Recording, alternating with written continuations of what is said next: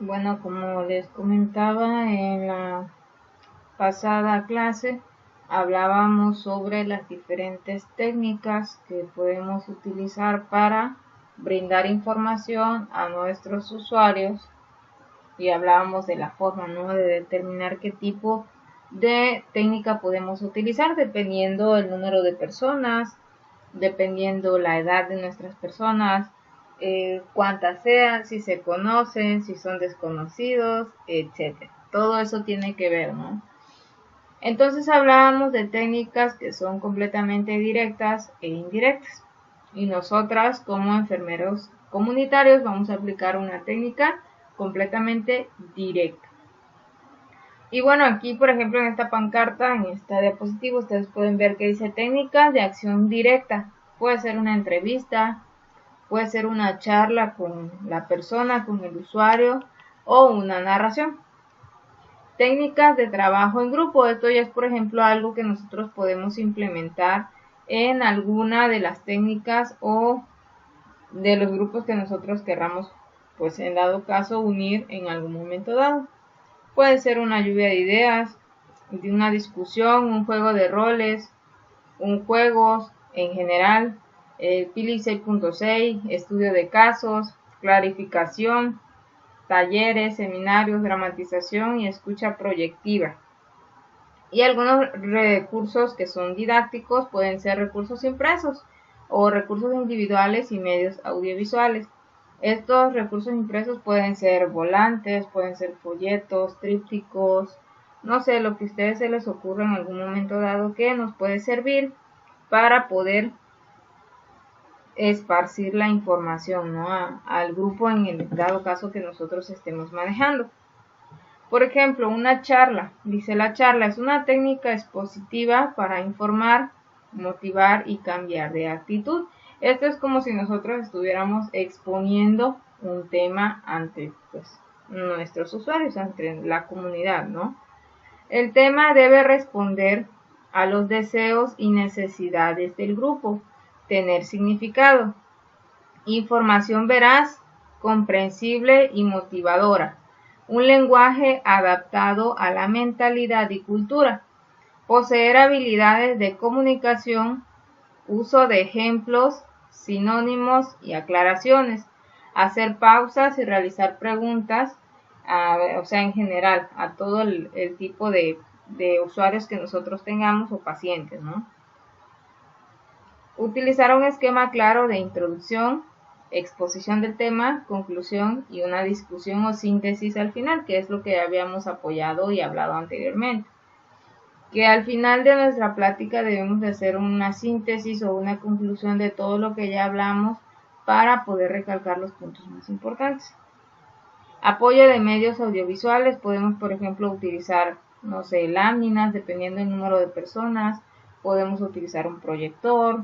Podemos utilizar una guía que se les sea entregada al momento de entrar a nuestra charla, etcétera, ¿no? Debe de ser participativa, con diálogos, preguntas y respuestas. De hecho, la charla, por eso se llama charla, ¿no? Porque tú vas a dar una información y una persona te tiene que contestar. Ahora sí que nuestro motivo, nuestro objetivo es que las personas interactúen entre ellos y contigo, con dudas, con preguntas, con aclaraciones que ellos tengan y dejarlas las más claras posible, ¿no? Se supone que esta técnica de charla debe de tener una duración aproximada de 40 y 50 minutos. Porque a veces si tú, por ejemplo, haces una plática de 2 horas, 3 horas o más, es cansado, es tedioso, ya la gente se queda quizás, la mayoría por compromiso y no precisamente porque quiera poner atención a lo que estás diciendo, ¿no? La narración.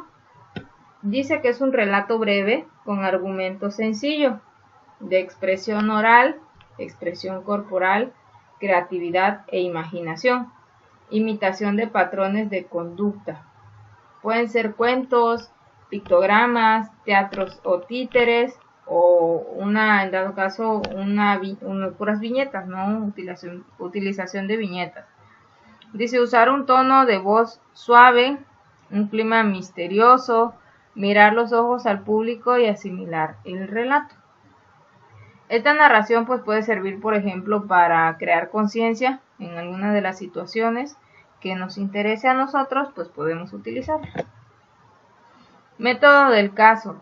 Dice, de las costumbres de Marcos, ¿cuáles crees que puedan perjudicar su salud? ¿Qué consecuencias puede tener su conducta? ¿Qué podría hacer Marcos en beneficio de su salud?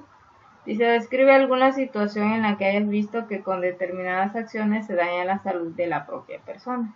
Esta, por ejemplo, es una técnica que se llama método de caso, que es donde tú, por ejemplo, colocas una imagen y tú tratas que las personas o los usuarios que están alrededor de ti o contigo en la plática, pues puedan visualizar y decir cuáles son, por ejemplo, la problemática que él está teniendo en esta situación. Y de esa forma interactuar y saber si realmente están comprendiendo el tema del que estás hablando o no.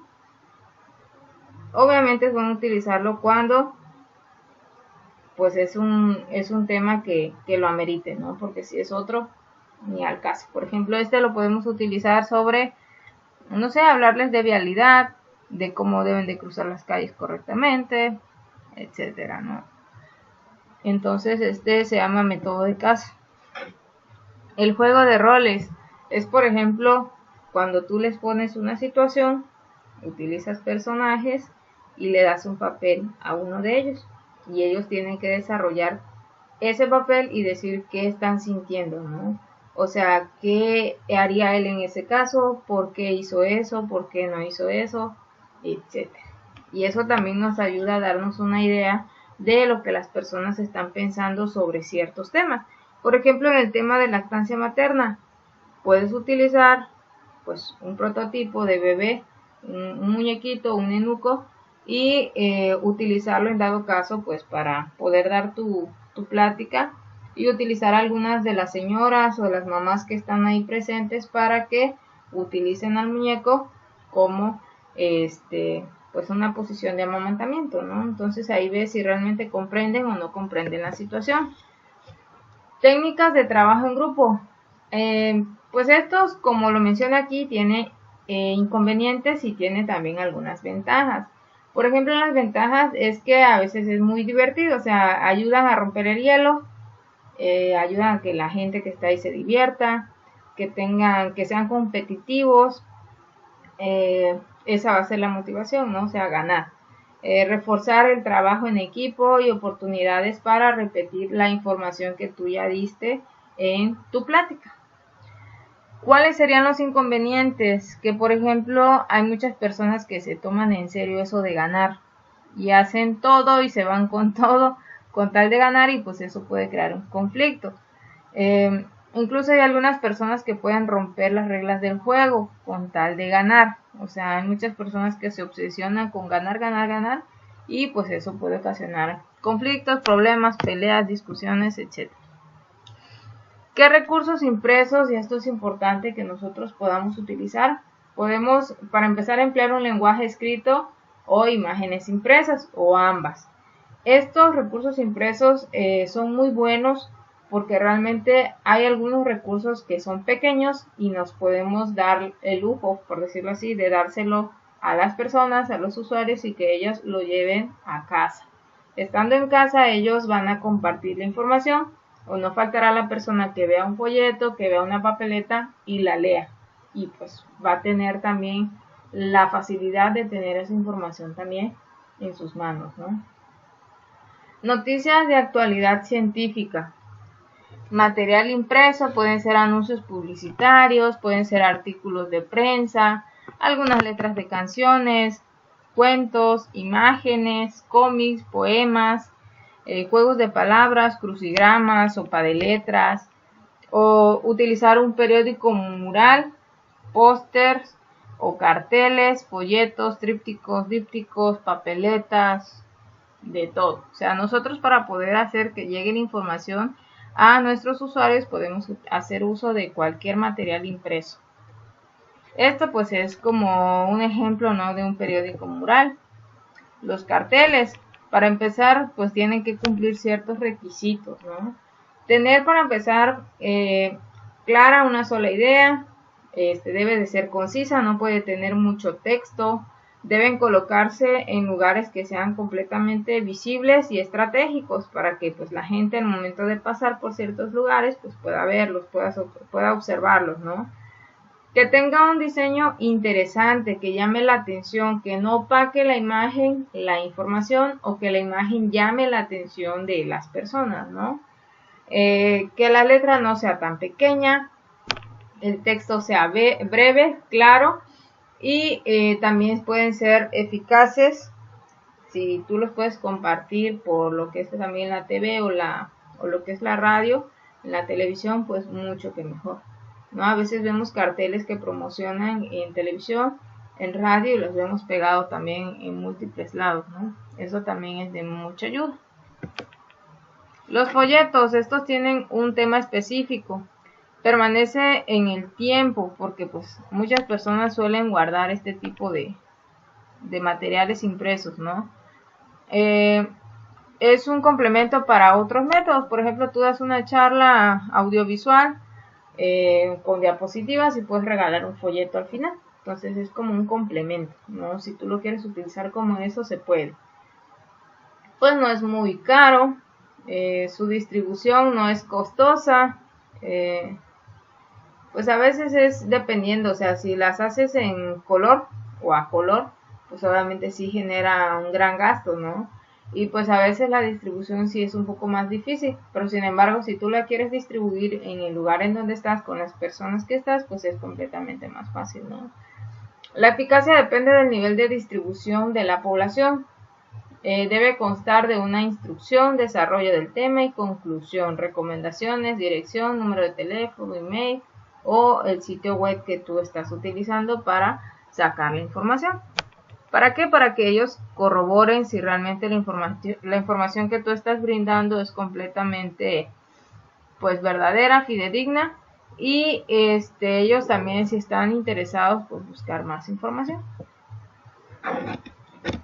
Los tipos de intervención en promoción y educación para la salud a nivel de la comunidad local. Dice, consejo y asesoramiento.